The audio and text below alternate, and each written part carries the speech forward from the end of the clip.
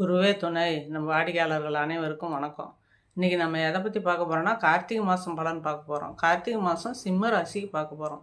இன்றைக்கி கார்த்திகை மாதம் சிம்ம ராசிக்கெலாம் எப்படி இருக்குது அப்படின்னா, இன்றைக்கி உங்கள் ராசியிலேயே கேது பகவானும் 7ஆம் இடத்துல ராகு பகவானும் இருக்கார். ராகு பகவானும் இருக்கிறதுனால குடும்பத்தில் கொஞ்சம் சிறு சிறு சிக்கல்கள் இருக்கும். எப்போ 20ஆம் தேதி வரைக்கும் இருக்க தான் செய்யும். ஏன்னா ராகு பகவான் 7ல் இருக்கிறதுனால அந்த சிக்கல்கள்லாம் இருக்கும். குரு பகவான் வந்து 12ஆம் இடத்துல உச்சத்தில் இருக்கிறார்.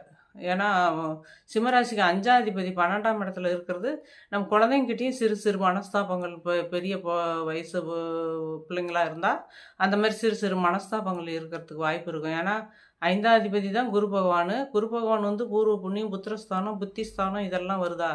அதனால் அந்த 5ஆம் அதிபதி 12ல் உச்சம் பெற்றிருக்கிறதுனால கொஞ்சம் நம்மளுக்கு அந்த பிள்ளைங்களோட நம்மளுக்கு சின்ன சின்ன வாக்குவாதங்கள் வரத்துக்கு வாய்ப்பு இருக்கும். அதே 20ஆம் தேதிக்கு மேலே அந்த குரு பகவான் வந்து 11ஆம் இடத்துக்கு போயிடுறாரு சிம்ம ராசிக்கு. அது நல்லா யோகத்தை கொடுக்கும்.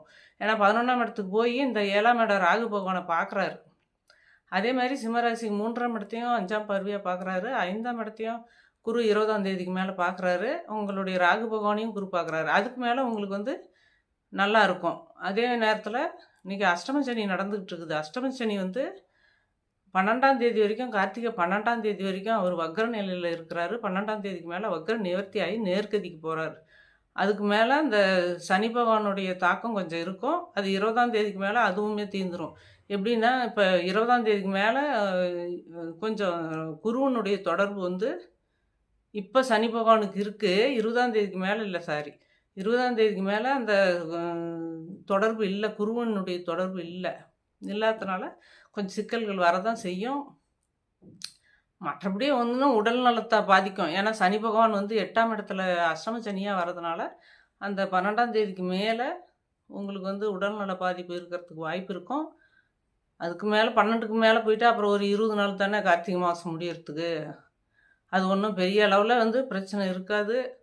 வாழ்த்துக்கள். உங்களுக்கு வந்து அந்த பிரச்சனை எதுவும் அதிகமாக இருக்கிறோம் அப்படின்னா, சனி பகவானுடைய கோயிலுக்கு போய் ஆஞ்சநேயர் கும்பிடுங்க, ஆஞ்சநேயர் வழிபடுங்க, துர்க்கை வழிபடுங்க, நல்லாயிருக்கும்.